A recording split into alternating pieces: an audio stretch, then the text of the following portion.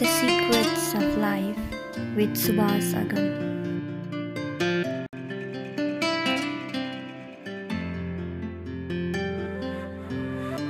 तो वही मिल गए वहां। तो बोले कहाँ जा रहे हैं? तो बोला आचार्य जी से मिलने जा रहे हैं। अरे बोले आचार्य जी से मिलने जा रहे हैं? बोला क्यों? वो तो हिप्नोटाइज कर लेते हैं। अच्छा। अरे बोला धन्य है। हमने कहा धन्य है, बड़े ठीक समय मिल गए, नहीं मैं तो गड़बड़ हो जाता। अब सिटी में कुछ काम है, जाके निपटाता हूँ, घर चलाता हूँ। धन्यवाद किया। चौरास्ता था, वो हायर सेकेंडरी में लेक्चरर थे। अच्छा। जा रहे थे अपने स्कूल, वो गए और मैं सिटी की तरफ मुड़ा और पलट के देखता रहा कि ओझल हो गए। तो फिर लौटा मैं, तब मैं गया। बचपन में तंगी में जीते, बहुत गरीबी में रहे जी। और किसी तरह दद्दा ने एक घर बनवाया और वो घर जो है, कहीं दद्दा बाहर गए थे और एक हफ्ते बाद उसका उद्घाटन होने वाला था और यहाँ घर गिर गया। तो ओशो ने कहा कि मैं बहुत दुखी था, चिंतित था कि बताओ दत्ता इतनी तंगी में रह के कैसे किसी तरह घर बनवाया और घर ही गिर गया। ओशो खुद दुखी थे, लेकिन जब दत्ता आए, जैसे मालूम पड़ा घर गिर गया, तो उन्होंने कहा पास में हलवाई की दुकान, बोले मिठाई बुलवाओ। बोले क्या? बोले पड़ोसियों को बांटो, मिठाई बांटो। बोले किस लिए? अरे बोले अगर 8 दिन 10 दिन बाद गिरता तो हमारा परिवार पूरा उसी में दब जाता, नष्ट हो जाता। अच्छा हुआ कि पहले गिर गया। उन्होंने खुशियां मनाई, मिठाइयां बंटवाया, मोहल्ले में प्रसाद बांटा। जी जी जी। देखिए कितना नजरिया फर्क है कि अफसोस होने बजाय खुशी हुई कि अगर यही घर 10 दिन बाद गिरता तो 8 दिन बाद तो वहाँ सब लोग घर में आ गए होते। How sweet. So how was Pune when Osho was living there? वो तो स्वर्ग था, उसका बयान संभव नहीं है। ओशो के रहने पर वहाँ पूरा इक्वाद एनर्जी फील्ड, जैसे समझिए जिंदगी में धूप में, जून की धूप में दोपहरी में आप चल रहे हैं जिंदगी भर, अब अचानक कोई छांव मिल गई बरगद की, तो कोई भी उदाहरण फिट नहीं बैठता। वो तो स्वर्ग ही था वहाँ। ये समझिए जब जाता था तो घर से चल दिया तो यहीं से खुशी अलग हो जाती थी। जहाँ कल्याण स्टेशन पहले डायरेक्ट पूना की ट्रेन नहीं थी, कल्याण में चेंज करे, कल्याण से ही और खुशी बढ़ जाती। जो जो ट्रेन नजदीक पहुंच रही, रेलवे स्टेशन पूना पहुंचने लगता है, स्वर्ग पहुंच गए यहीं से। और वही 2-4 गिरवे दिखाई पड़ने लगते। वहां चलते थे ऑटो में तो रास्ते भर गिरवे दिखाई पड़ते रहते थे। तो वहां उस सड़क में चले, अरे वो तो बिल्कुल हवा बदलती चली जाती। तो वहां पहुंचते तो बिल्कुल बहुत अद्भुत था, बहुत अद्भुत। तो जीवन एक ऐसा भी है, जीते जीते आदमी उस जगह खुद पहुंचता। अगर आदमी सही जिए जीवन को, राइट थिंकिंग से चले, तो राइट थिंकिंग भी नो थिंकिंग के दरवाजे में पहुंचा देती है। राइट। वहाँ पहुंच जाते हैं जहाँ शून्य का द्वार है।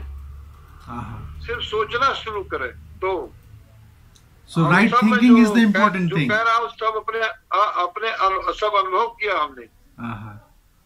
सोचते सोचते वहां पहुंच जाते हैं जहाँ की आखिरी द्वार है। हम तो कहते हैं उसको की सारी साधना जो है सिर्फ इस बात की है कि वहां डरे ना, प्रवेश कर जाए, हिम्मत कर जाए। हरबंस राय बच्चन, डॉक्टर अमिताभ बच्चन के पिताजी मेरे मित्र थे। उन्होंने अपनी बायोग्राफी में, किताबों में जिक्र किया है, हमारा भी, ओशो का भी। तो उन्होंने तो कहा हर कॉलेज में ये टेक्स्ट बुक होना चाहिए और शादियों में लोगों को किताब गिफ्ट करना चाहिए जी। समझे कि नहीं? अमृता प्रीतम ने कहा कि ये तो लाजवाब किताब है जी। तो जो समझ सकते थे वो ये समझे, जो नहीं समझ सके वो तो कहते ही रहे। The Secrets of Life with Subhas Agam.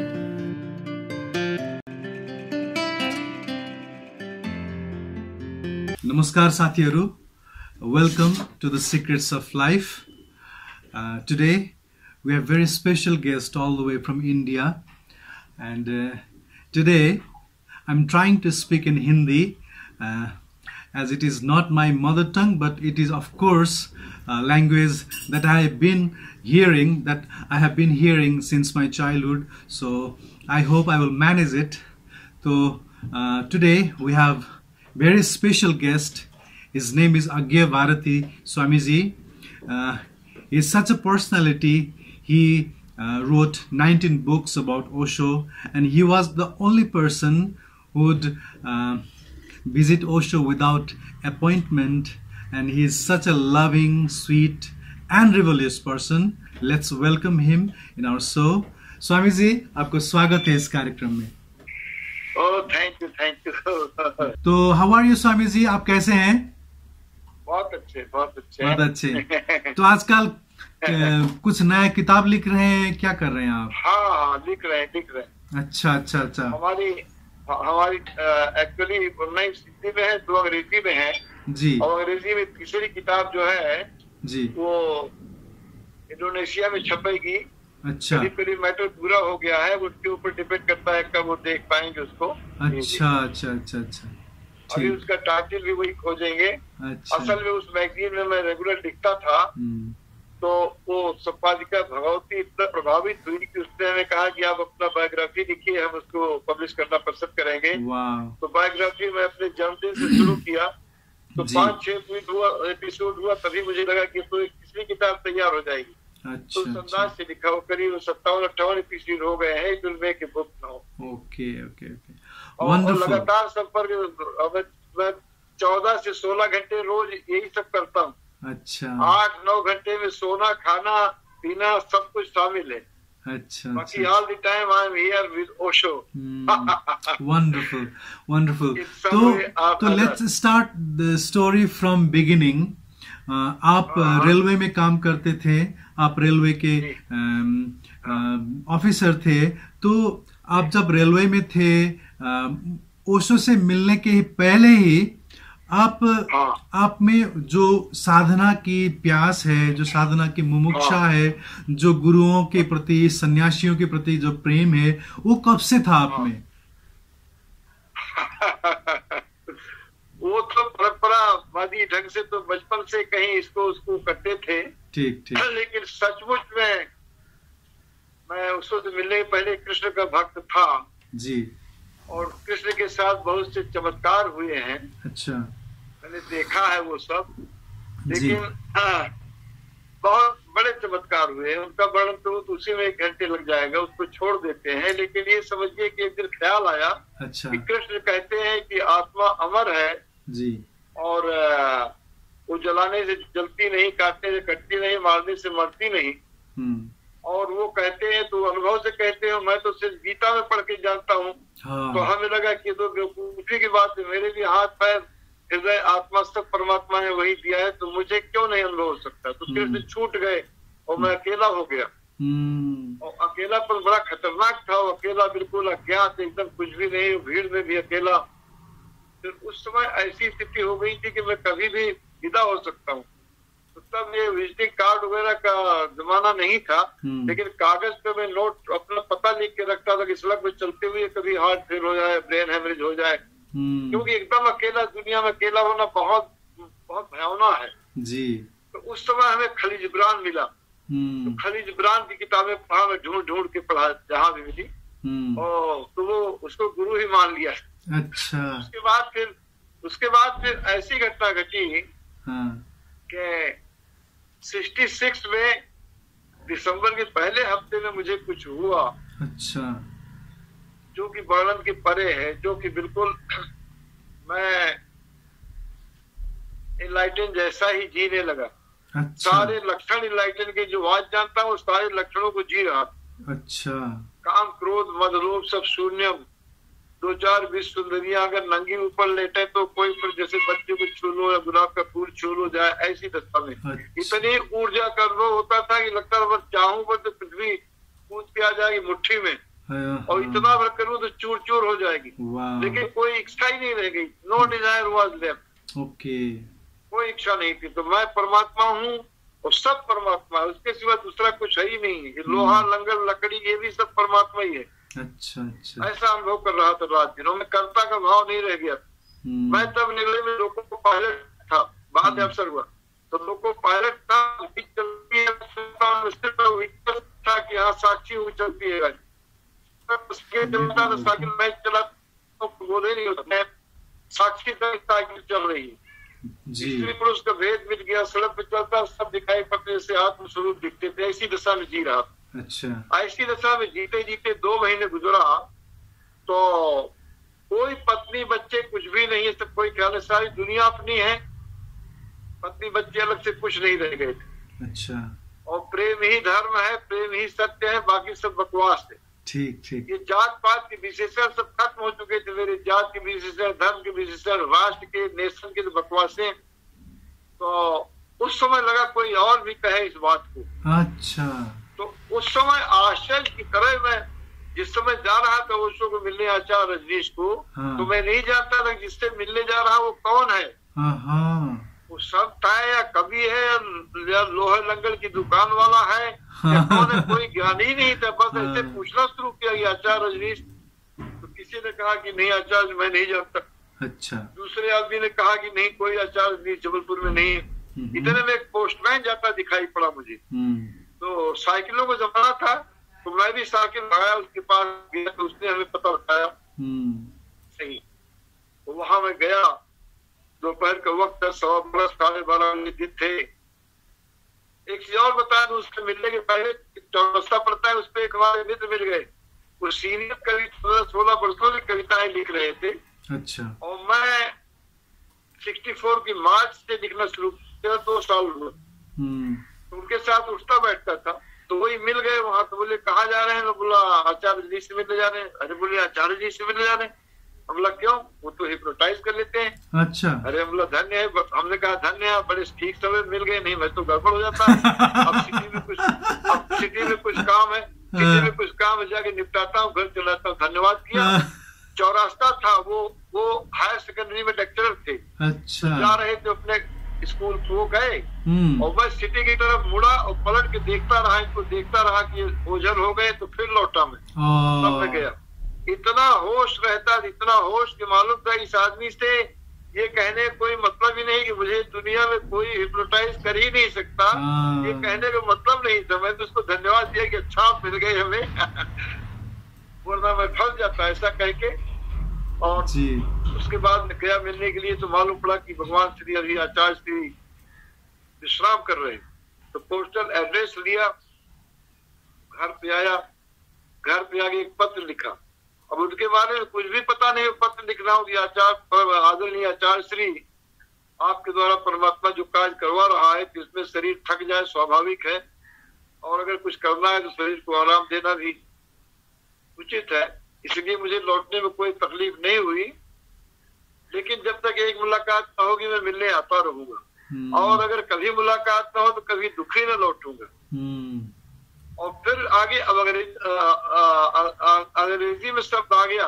हाँ, मैंने लिखा कि और अगर मैं चाहूँ, मुझे लगता तो ये है कि अगर मैं चाहूँ तो अभी आप मिल सकते हैं यही मेरे आवाज पर।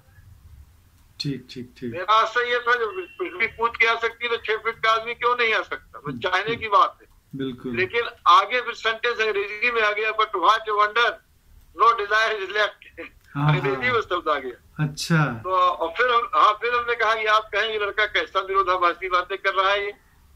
तो जब तक एक दफे मुलाकात होगी आता भी रहेगा, कभी मुझे दुखी भी ना होगा, चाहे तो भी वहां मिल सकता हूँ, और लेकिन कोई इच्छा भी नहीं। तो ये तो बड़ा विरोधाभासी बातें कर रहा है, लेकिन ऐसा ही है शेष मिलने पर करके, और शिव प्रताप लिख दिया। सिंह नाम का पूरा हटा दिया, तो जात पात वाला खत्म। तो उसके बाद फिर ये 7 फरवरी की बात 66 की। फिर उसके बाद 10 फरवरी को गया, करीब 6:15 साढ़े 6 बजे शाम को। तो जनाब वो भी के आराम का समय था, मुझे तो पता था। तो अरविंद थे उनके सेक्रेटरी, उन्होंने कहा कि वहाँ संडे को मीटिंग, वहां चल जाना, मिल लेना वहां। तो मीटिंग से मैं समझता था राजनीतिक टाइप की मीटिंग, तो हमें कोई राजनीति से कोई मतलब नहीं था, बकवास सब के तो अपन बहुत ऊपर थे जी। तो हमने कहा नहीं, हमें मीटिंग से कोई मतलब नहीं, ये बताइए व्यक्तिगत रूप से किसी से मिलते हैं कि नहीं? बोले हाँ मिलते हैं। तो हमें व्यक्तिगत रूप से ही मिलना है। तो बोले वही संडे को आ जाइए 2 बजे दिन में। मैं बोला मैं लोको पायलट हूँ रेलवे में, मैं संडे को कहाँ रहूंगा मैं नहीं जानता हूँ, जबलपुर में, सतना में रहूंगा कि इटारसी में रहूंगा। उन दिनों में जबलपुर में रहता, 23 साल जबलपुर में रहा, उसके बाद ट्रांसफर गया तो सतना, और सतना में ही रिटायर होके वहीं सेटल हो गया था। अभी 5 साल हुआ फिर जबलपुर आ गया। अच्छा। तो उस समय जबलपुर में ही रहता था। तो मैंने कहा मैं कहाँ रहूंगा पता नहीं। तो बोले अभी सुविधा है मिलने की? हमला हाँ भी है, तभी तो आए हैं। हंस दिया हमने। बोले ठीक है 8 बजे आइए, 10 मिनट तो मिल लीजिए। तो मैं उस सड़क पे उन दिनों, अब तो भीड़ भाड़ वहां भी हो गई, बहुत एलाइट एरिया था वो रोड पे, तो बाहर मेरी साइकिल खड़ी, उसको लॉक किया और उस सड़क पे नाच के टाइम बिताया मैं, नाचता हुआ, डांस करता हुआ। आनंद के सिवा कुछ रही नहीं गया था ना मेरे पास। हर चीज, कुछ भी मुझे दुखी नहीं कर सकता था। जिन चीजों से डिस्टर्बेंस होता तो वो सब चीजें हमें संगीत वालों को एकदम डिवाइन संगीत जैसे बज रहा हो, ऐसा लगने लगा। तो जब आपने ओशो को पहली बार जब वहां पर जाके देखे, जब मिले, और जब उनकी आंख में आंख डाली, तो कैसा लगा? हम बता रहे हैं आपको क्रम से, ठीक है कि 7:59 में मैंने कॉल बेल बजा दिया, अरविंद भाई ले जाके हमें हॉल में बैठा दिए, जिसमें उसको 2-3 मिनट में आने वाले थे, और पूरा दीवारें जो है किताबों से भरा था। नीचे एक तखत था, उस पर गद्दा बिछा हुआ, चद्दर बिछा हुआ, 2 तकिए, कुछ किताबें रखी। तो ओशो जब आए तो एकदम लगा कि जैसे बस परमात्मा ही आ गया। परमात्मा तो वहां पे सब में दिखता था, तो वो तो थे ही, उनमें तो और भी दिखेगा ही। तो खड़ा हुआ, प्रणाम वगैरह हुआ, फिर बोले बैठो, तो मैं उसी में बैठ गया जिसपे बैठे थे वो तखत पे। फिर बोले मैं 2-3 दिन में आपके पत्र का उत्तर देने वाला था। अच्छा। तो हमने कहा मैं ही आ गया, अब तो कोई उत्तर की जरूरत नहीं रह गई। तो बोले कभी कोई मीटिंग अटेंड किया? बोला नहीं। कभी कोई साहित्य देखा, पढ़ा? बोला नहीं। तो हाँ, बोले जबलपुर में कितने दिन से? बोला 12 साल। बोले कभी कोई साहित्य पढ़ा? बोला नहीं। बोले कोई मीटिंग अटेंड किया? बोला नहीं। फिर बोले कैसे आना हुआ? तो वो बड़े प्रेम से कह रहे हैं, जैसा मैं कह रहा हूँ वैसा नहीं, बहुत प्रेम से बात कर रहे थे। तो जब बोले कैसे आना हुआ, तो मैंने घड़ी में टाइम देखा, क्योंकि 10 मिनट का समय मिला है, और अब मेरा टाइम शुरू होता है। अभी तक तो वही पूछ रहे हैं हमसे। तो थोड़ा 7-8 मिनट में अपनी बात एडजस्ट कर दो, ताकि 2 मिनट इनको भी कमेंट करने में मिले। तो भगवान ने कहा कि आप पूरे डिटेल में बताइए हमें, समय की चिंता मत करिए। फिर मैं एक स्टेप उनको 40-45 मिनट में बताया पूरा। अच्छा, कैसे हुआ, क्या हुआ, उसके बाद ये है, और मैं ऐसा अब जी रहा हूँ, और लगता है घर द्वार छोड़ के जाऊं। यही संदेश जो लोगों को कि धर्म जो है किताबों में नहीं है, तुम्हारे भीतर है, यही धर्म है, और जहाँ धर्म की दीवारें सब बकवासे हैं, और मैं नहीं जानता कि मैं जाने के पहले आपसे मिलने क्यों चला है। ठीक, ये बात मैंने कहा। फिर उसके बाद ओशो ने कहा कि ये इनलाइटनमेंट नहीं है, लेकिन मन की उत्तम अवस्था है, जो कि रेयर है, कॉमन नहीं, विरल है। ठीक, आपके पिछले जन्मों के अच्छे कर्मों का फल है जो हुआ है। तो फिर रिपीट किया, नहीं तो ये साधारण नहीं है, बहुत ही असामान्य है, विरल घटना है, और यहाँ मेरे आनंद भरा रहता था। तो बोले यहाँ शून्य हो जाता है, कुछ नहीं रह जाता। और बोले और कौन छोड़ के जाएगा, किसको छोड़ के जाएगा? भगवान ने कहा कौन छोड़ के जाएगा, किसको छोड़ के जाएगा। अच्छा। तो उस समय तो मैं अभिभूत था, क्या कह रहे हैं विषय सुने नहीं। तो बाद में तब समझा कि भाई कौन छोड़ के जाएगा, क्या छोड़ के जाएगा, मतलब जो घर द्वार छोड़ के अपने बच्चों को छोड़ के जाने को कह रहा हूँ, वही कह रहे हैं। उस समय तो बता रहा हूँ मैं तो हवा में था। फिर ये उन्होंने बताया, ये 60 में बातें मुख्य यही थी कि ये वो नहीं है, लेकिन ये उच्चतम अवस्था है मन की। अच्छा, बहुत अच्छा। तो आपने इस तरह से ओशो से मिला, और आप मिले, और उसके बाद आपने ओशो के साथ बहुत ही जगह पर ओशो के साथ एक सेंटेंस उन्होंने बोला, तो जब भी आने जैसा लगे द्वार खुले हैं। अच्छा। और बस प्रणाम करके भी चला गया था। वहां से 4 किलोमीटर दूर मेरा घर था, साइकिल चलाया नहीं, न चाहता हुआ गया। ठीक। आप पूछिए जो पूछना हो। जो अच्छा, तो एक बात बताइए, जैसे आपने अभी कहा कि ऐसा लग रहा था कि कोई परमात्मा ही मेरे आगे आके बैठ रहा है।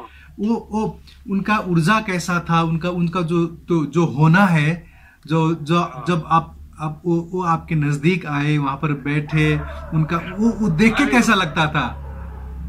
अरे वो तो सब बयान के परे है, उसको बयान कैसे किया जाएगा। जी, वो तो बयान ही नहीं हो सकता ना। जी।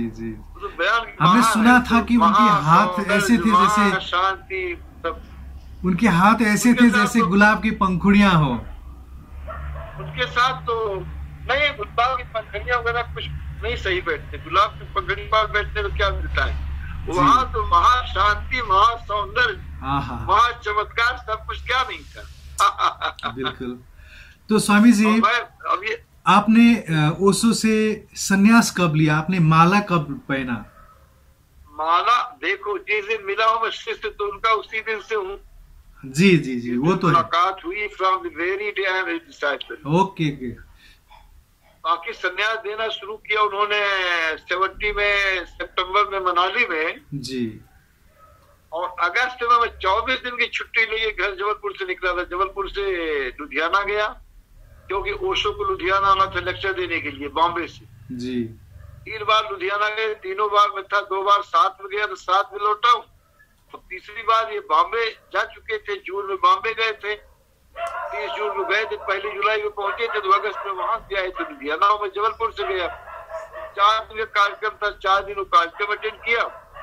उसके बाद फिर दिल्ली लौटे, उनको हवाई अड्डे से विदा किए बॉम्बे के लिए, और हम वहां से 2 दिन रुक के रवाना हुए।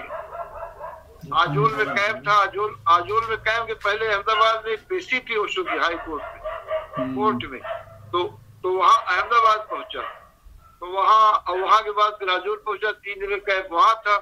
उसके बाद फिर बॉम्बे गया, बॉम्बे रहा, फिर लौट के जबलपुर 24 दिन की छुट्टी गुजारा था मैंने रेलवे से, और तुरंत फिर सितंबर में ना हमें छुट्टी मिल सकती थी, ना पैसे इतने थे जाने के। हालांकि वहाँ एक दोस्त ने कमरा मेरे लिए बेड रखा था, 2 दिन खाली, जब नहीं आया तब फिर किसी को किया हो। अच्छा स्वामी जी, नहीं गया था, जनवरी 71 में संन्यास लिया था। अच्छा, हमें ज्यादातर ये बात सुनने को नहीं मिलता कि ओशो की माताजी कैसी थी और पिताजी कैसे थे, क्योंकि ये बहुत कम लोग हैं जिन्होंने उनको मिला होगा। आप वहां पर बहुत नजदीक थे, तो आपने माता को भी मिला, पिताजी को भी मिला। थोड़ा बताइए ओशो के माता और पिताजी कैसे थे? पिताजी के बारे में तो ये समझिए बहुत ही अनूठे व्यक्ति थे पिताजी जी। और मैं बहुत सौभाग्यशाली रहा कि ओशो को पिताजी के ऊपर एक लेख लिखवाना था। मैं तो सतना में रह रहा था जी, और वहां पर स्वामी नरेंद्र बोधिसत्व थे जो गाड़ावाड़ा के रहने वाले थे। निश्चित ही दत्ता को हमसे ज्यादा जानते रहे होंगे, लेकिन और पब्लिकेशन डिपार्टमेंट में ही काम करते थे, लेकिन उनको कहने के बजाय हमें खबर भेजा दत्ता के ऊपर लेख लिखते को। इतना हमारा लेख पसंद करते थे भगवान। अरे हमें पूरा अधिकार इतना दिया हुआ था कि उतना अधिकार किसी को नहीं दिया था। जबलपुर तो आपने लिखा क्या? अब हमें ये बताइए, आपको ओशो ने चूज किया लिखने के लिए, तो आपने लिखा क्या? और आपकी नजर में माता के पिताजी के बारे में कुछ बताइए। मैगजीन दिल्ली से मैगजीन 3-4 मैगजीनों में लिखता था, देहरादून से मैगजीन निकलती थी, सब हितकारी नाम था, धर्म युग निकलता था जम्मू से, उसमें लिखते थे, ब्रह्मवाणी दिल्ली से, साप्ताहिक हिंदुस्तान दिल्ली से, धर्म युग बम्बई से, ये तमाम मैगजीनों में लिखता था मैं, तमाम मैगजीनों में भेजता था। यहाँ तक कि एक दफे ऐसा मौका आया कि उस टॉपिक पे भगवान ने न कभी बोलते सुना था और न किताबों 3-4 किताबें थी। तो आए स्टेशन पे, तो मैं बताया, तो उन्होंने कहा कि तुम्हें लिख के भेज देना था। तो हमने कहा तो बड़ा बेइंसाफ हो जाएगा। नहीं बोले भेज दो। तो हमने देखा सीरियसली बात कर रहे हैं, तो हमने कहा भेज दो। बोले हाँ भेज दो। तो अपने घर गए, मैं अपने घर गया और मैंने आर्टिकल लिखा। सांप्रदायिकता पे मांगा था किसी ने लेख, तब उस पर नहीं बोला था। सांप्रदायिकता मैंने लिखा, सांप्रदायिकता की आग आचार्य श्री रजनीश प्रस्तुत करता शिव करके फेयर किया, और 6:15 बज गए शाम को, जाके लेट फी लगा के रेलवे मेल सर्विस पे स्टेशन पे ड्रॉप कर दिया उसको, और छपा हुआ मैगजीन में। इंदौर के दर्जनों लोग उसी को पढ़ के जुड़े थे उससे जी। तो यही सब लिखता रहता था, लेकिन लिखे क्या? आपने कहा कि बहुत लिखा, लेकिन कुछ कहिए ना, कुछ कहिए हमें। कुछ कहिए माता और पिताजी के बारे में, कुछ कहिए जो हमें सुनने को मिले, क्योंकि हम तो पिताजी के बारे में कह रहा हूँ। तो पिताजी के बारे में शुरुआत ही ऐसे किया था, अपना लेख जो है शुरू ऐसे किया था। ठीक कि ओशो ने एक कहानी कहा है कभी कि एक राजा जो है एक कोई सद्गुरु की तलाश में था, बहुत भटका, सालों निराश हो गया। तो अपने मंत्री से कहा कि कोई हमें गुरु न मिला, तो मंत्री ने कहा कि एक तो अपने नगर में ही है हम्म, जो कि गुरु होने की योग्यता रखता है, तो बोले बुलाइए उनको। मिले बुलाइए नहीं, उनको जाना पड़ेगा। अगर आपको मिलना है तो आपके घर में वो मेसन का काम भी कर गए आपके महल में। अरे बोले महल में काम कर गए? बोले हाँ। तो वो मिलने गए भाई। तो मिलने गए तो लौट के आए तो राजा ने अपने मंत्री से कहा कि तो बहुत ऑर्डिनरी है, बहुत साधारण आदमी है। जी। तो मंत्री ने कहा कि वो साधारण आदमी ही तो असाधारणता है उसमें, असाधारण है वो, असाधारण रूप से साधारण है। जी जी। तो मैंने यहाँ जोड़ा कि ये कहानी जो है दद्दा के ऊपर बहुत सही बैठती है। अच्छा। कि अति साधारण, अति साधारण। जी। साधारण इतना मनुष्य नहीं होता जितना साधारण। माउंट आबू कैंप से लौटा थे, रेलवे स्टेशन गाँव पे वहां तब फोन और इतने नहीं थे, मोबाइल तो स्टेशन मास्टर के यहाँ जाके फोन करता था, घर पे दद्दा को हाल चाल बताता था जी। तो बोलते थे आओ आके जाओ, हम बोला कि छुट्टी खत्म हो रही फिर आएंगे। इतना सीधे साधे थे, बहुत सरल। स्वामी जी, आपको क्या लगता है पुराने स्टाइल में कि ओशो के पिताजी, दादाजी जो आप बोलते हैं उनको दादाजी बोलते हैं, तो हाँ, उनकी जो सादगी थी, उनकी जो सिंप्लिसिटी थी, वो ओशो में तो आई ही, और ओशो से और भी बड़े छोटे भाइयों भी थे, तो उनमें दादा का इम्प्रेशन क्या कैसा था? दद्दा को सभी लोग बहुत सम्मान करते थे। दद्दा बहुत सम्मानीय व्यक्ति थे भाई। हाँ। और सामान्यता भी अच्छे घरों में तो वैसे भी बच्चे लोग बुजुर्गों की इज्जत करते हैं और घर भर सम्मान करते थे उनका। जी। दद्दा बहुत ही भले आदमी थे। समझिए कपड़े की दुकान थी उनकी। हाँ।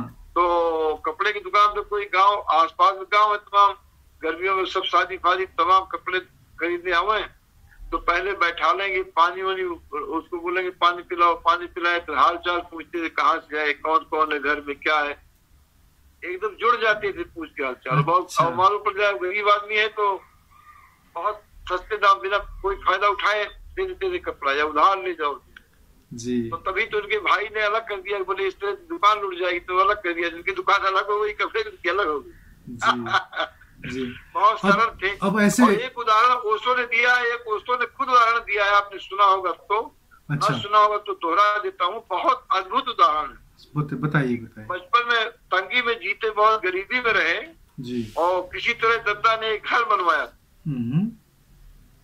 और वो घर जो है कहीं दद्दा बाहर गए थे और एक हफ्ते बाद उसका उद्घाटन होने वाला था और यहाँ घर गिर गया। तो ओशो ने कहा कि मैं बहुत दुखी था, चिंतित था कि बताओ दद्दा इतनी तंगी में रह के कैसे किसी तरह घर बनवाया और घर ही गिर गया। ओशो खुद दुखी थे, लेकिन जब दद्दा आए, जैसे मालूम पड़ा घर गिर गया, तो उन्होंने कहा पास में हलवाई की दुकान, बोले मिठाई बुलवाओ। फिर क्या बोले पड़ोसियों को बांटो, मिठाई बांटो। बोले किस लिए? अरे बोले अगर 8 दिन 10 दिन बाद गिरता तो हमारा परिवार पूरा उसी में दब जाता, नष्ट हो जाता, अच्छा हुआ कि पहले गिर गया। उन्होंने खुशियां मनाई, मिठाइयां बंटवाया, मोहल्ले में प्रसाद बांटा। जी जी जी। देखिए कितना नजरिया फर्क है कि अफसोस होने बजाय खुशी हुई कि अगर यही घर 10 दिन बाद गिरता तो 8 दिन बाद तो वहाँ सब लोग घर में आ गए होते। How sweet. तो पूरा सब पूरा परिवार सत्यानाश हो जाता। तो उनका शुरू से नजरिया बहुत अच्छा था, बहुत अद्भुत था, बिल्कुल। स्वामी जी, मैं पुणे आश्रम गया हूँ एक बार, और मैं वहाँ पर 1-2 रात ठहरा भी था। तो हम तो बहुत हमारा तो जन्म ही बहुत ओशो के जाने के बाद हुआ, तो ऐसा फिर भी जब हम वहाँ पहुंचे थे, वहाँ पर पुणे आश्रम में, तो ऐसा लगा कि Osho still is living here, still Osho is around, ऐसा मुझे फील हुआ था। फिर भी वहाँ का जो एम्बियंस है और जो लोग वहाँ पर थे, वो कह रहे थे कि ऐसा नहीं था जब ओशो थे तो ये और ही कुछ अलग ही लोग था पुणे। आज पुणे जो है जो वो पहले जैसा नहीं है। तो how was Pune when Osho was living there? वो तो स्वर्ग था, उसका बयान संभव नहीं है। ओशो के रहने पर वहाँ पूरा इक्वाद एनर्जी फील्ड, जैसे समझिए जिंदगी में धूप में, जून की धूप में दोपहरी में आप चल रहे हैं जिंदगी भर, अब अचानक कोई छांव मिल गई बरगद की, आहा। कोई भी उदाहरण फिट नहीं बैठता, वो तो स्वर्ग ही था वहाँ। ये समझिए जब जाता था तो घर से चल दिया तो यहीं से खुशी अलग हो जाती थी। जहाँ कल्याण स्टेशन पहले डायरेक्ट पूना की ट्रेन नहीं थी, कल्याण में चेंज करे, कल्याण से ही और खुशी बढ़ जाती। जो जो ट्रेन नजदीक पहुंच रही, रेलवे स्टेशन पूना पहुंचने लगता है तो स्वर्ग पहुंच गए यहीं से। और वहीं 2-4 गिरवे दिखाई पड़ने लगते। वहां चलते थे ऑटो में तो रास्ते भर गिरवे पर दिखाई पड़ते रहते थे। तो वहां उस सड़क में चले, अरे वो तो बिल्कुल हवा बदलती चली जाती। तो वहां पहुंचते पहुंचते तो बिल्कुल बहुत अद्भुत था, बहुत अद्भुत था। अभी भी लेकिन है दुनिया की सबसे अच्छी जगह अभी भी है वो। आप एंटीना पे पकड़ता हो, इस पे निर्भर करता है। ठीक ठीक ठीक ठीक। अदरवाइज जहाँ भगवान इतने दिन रहे, इतना ऊर्जा बरसाए, सही है। तो अब हम let's dive into the philosophy little bit, Swamiji, as you were with him. तो when the concept of this program appeared in my mind, जब ये प्रोग्राम करने की मेरी बात मेरे दिमाग में आई तो मैं सोचता रहता था कि जिंदगी में बहुत बात पूछ लिए, बहुत बात जान लिए, लेकिन जिंदगी में जो अहम बात है ये क्या है, जिंदगी में जो जानने लायक चीज है वो क्या है। क्योंकि हम बहुत से बात ऐसा जानते हैं जिसका जिंदगी में उसका तात्विक महत्व नहीं होता। सो the question appeared in my mind then, that what is the purpose of our life, why we exist, is this life that what we are living is right life or there is something else to be lived। ये जो जिंदगी हम जी रहे हैं ये अच्छा है या कुछ अलग ही करने के लिए आए थे, हम यहाँ क्यों आए थे। तो ये प्रश्न मेरी मस्तिष्क में आई और ये कार्यक्रम के नाम हमने रखा कि द सीक्रेट्स ऑफ लाइफ। तो Swami ji, can you please with this experience of being with Osho and your meditative life, please tell us what is the purpose of life. ये जिंदगी की मकसद क्या है स्वामी जी? भाई नॉर्मल जिंदगी तो सब भरी हुई है तमाम तरह की चिंताओं से, वासनाओं से जी, आकांक्षाओं से जी, फेलियर से, तनाव से जी। तो ये जीवन शांति कैसे मिले, शांत कैसे हो, आनंदित कैसे हो जी। कोई सुख मिलता है वही अगले दिन दुख में बदल जाता है जी। कोई प्रेमिका मिलती है अगले दिन छोड़ के चली जाती है, दुखी हो गए आप जी। तो जीवन एक ऐसा भी है, जीते जीते आदमी उस जगह खुद पहुंचता है। अगर आदमी सही जिए जीवन को, राइट थिंकिंग से चले तो राइट थिंकिंग भी नो थिंकिंग के दरवाजे में पहुंचा देती है। राइट, वहां पहुंच जाते हैं जहां शून्य का द्वार है। सिर्फ सोचना शुरू करें तो। So right thinking is the important thing. कह रहा हूँ सब अपने सब अनुभव किया हमने। सोचते सोचते वहां पहुंच जाते हैं जहाँ की आखिरी द्वार है। हम तो कहते हैं उसको कि सारी साधना जो है सिर्फ इस बात की है कि वहां डरे ना, प्रवेश कर जाए, हिम्मत कर जाए। इसके बाकी उसको जितने विधियां भी करवाए, ध्यान करवाए, वो तो बोलते बोलते स्वयं शून्य के द्वार पे पहुंचा देते हैं। कितने लेक्चर्स में ऐसा होता है, एकदम आपको वहां दरवाजे पहुंचे। हाँ। तो जीवन का लक्ष्य जो है, अपने को सबसे इम्पोर्टेंट चीज है मैं कौन हूँ। अच्छा। और यही से मैं शुरू किया, दोस्तों से मिलने के पहले यही सोचना शुरू किया था, भाई हाथ है मेरा, पैर है मेरा, आंख है मेरी, आवाज मेरी, कान है मेरा, कहते हैं दिल भी मेरा है और मेरी आत्मा कहती है कौन है जो मेरी मेरी करता है, हर कौन है जिसके निकल जाने के बाद ये शरीर जो है मिट्टी के मोल हो जाता है जी।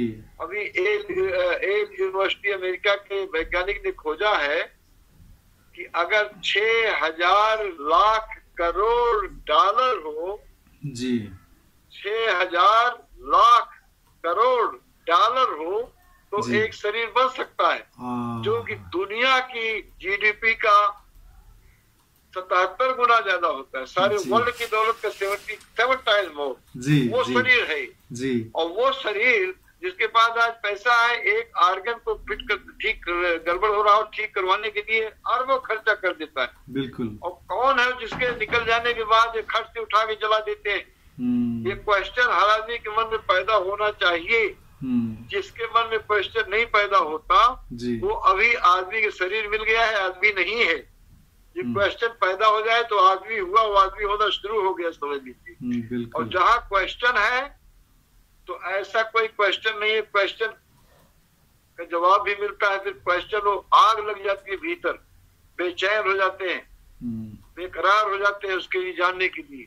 और जब बेकरार होते हैं तो दरवाजे में पहुंच भी जाते हैं, जिसको ओशो ने कहा कि मन की उच्चतम अवस्था है। इट इज नॉट जो मन की उच्चतम अवस्था में पहुंचना भी हंसी खेल। इसका मतलब ये है जी, इसका मतलब ये है, समझिए जैसे एक गांव में 1000 लोग हैं जी, और सारे लोग जन्मजात अंधे हैं। हाँ, और एक आदमी की आंख खुली और 4-6 महीने 8 महीने खुली, तो उसके बाद फिर बंद हो गई। अच्छा। और एक आदमी की आंख खुली रह गई। तो ओशो है, ओशो है। तो ओशो जो भी कहते हैं उस सब मैं जानता हूँ जी। और मैं जो कहता हूँ इसीलिए मेरे बोलने में अधिकार होता है कि मेरी आंख तो मैंने देखा है कि वही हरियाली है, चांद है, तारे हैं, सूरज है, मैंने खुद देखा, अनुभव किया जी। इसीलिए मेरे कहने में वो अधिकार होता है। अच्छा, क्योंकि मैंने देखा है, मैं किसी पे निर्भर नहीं हूँ, किसी किताब पे, किसी महात्मा पे। स्वामी जी, जिंदगी तो सवाल जो है मन में पैदा होना चाहिए कि मैं हूँ कौन, राइट, मैं हूँ कौन जी। ये प्रश्न जो है first and last ultimate question है जी। ये होना चाहिए। क्वेश्चन हो जाए तो यात्रा शुरू हो गई आपकी फिर जी। Then one day you will reach where you realize what you are. So the first important thing in the life is to raise the question. When you raise the question, then you will find the answer.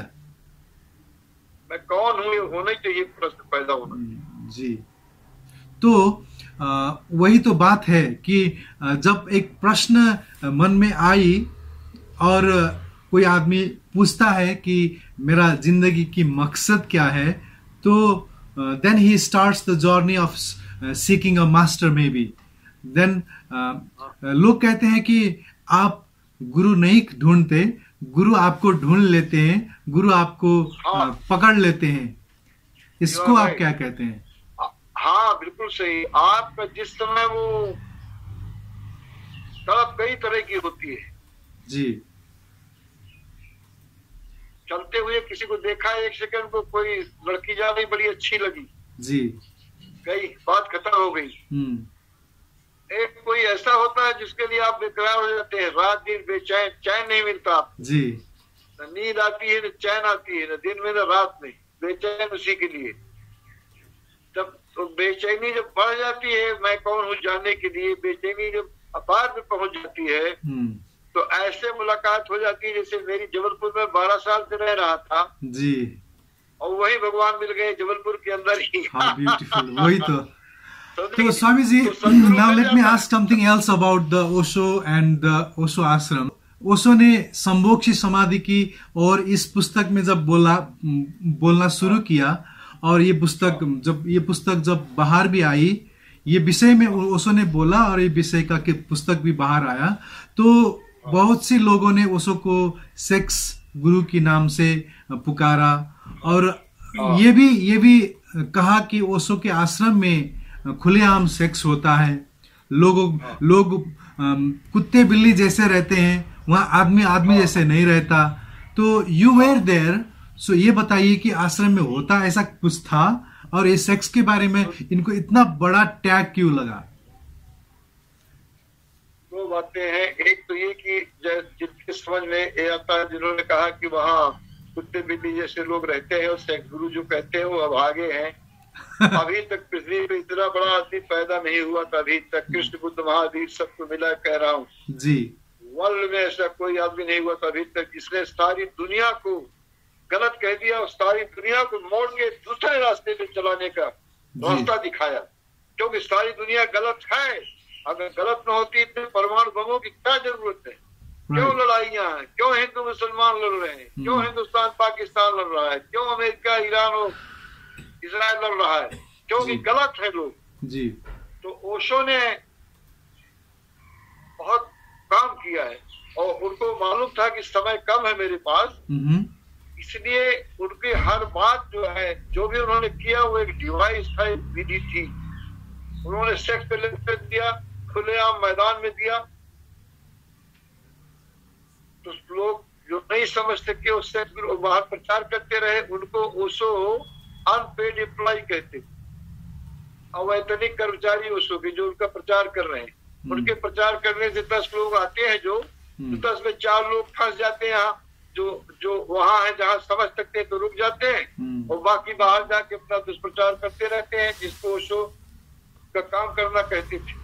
तो एक विधि थी, और साथ में स्वस्थ sex के बारे में इतना हेल्दी और साइंटिफिक समझ दी ओशो ने दुनिया को, जो समझ सकते हैं। हरबंस राय बच्चन, डॉक्टर अमिताभ बच्चन के पिताजी मेरे मित्र थे, उन्होंने अपनी बायोग्राफी में, किताबों में जिक्र किया है, हमारा भी, ओशो का भी। तो उन्होंने तो कहा हर कॉलेज में ये टेक्स्ट बुक होना चाहिए, और शादियों में लोगों को किताब गिफ्ट करना चाहिए जी, समझे कि नहीं। अमृता प्रीतम ने कहा कि ये तो लाजवाब किताब है जी। तो जो समझ सकते थे वो ये समझे, जो नहीं समझ सकते वो तो कहते ही रहेंगे, कोई फर्क नहीं स्वामी जी, पड़ता। Can you tell a bit about the take of Osho on sex? Sex के बारे में वो क्या बोलते थे जो लोगों ने इतना मिसअंडरस्टैंड कर लिया?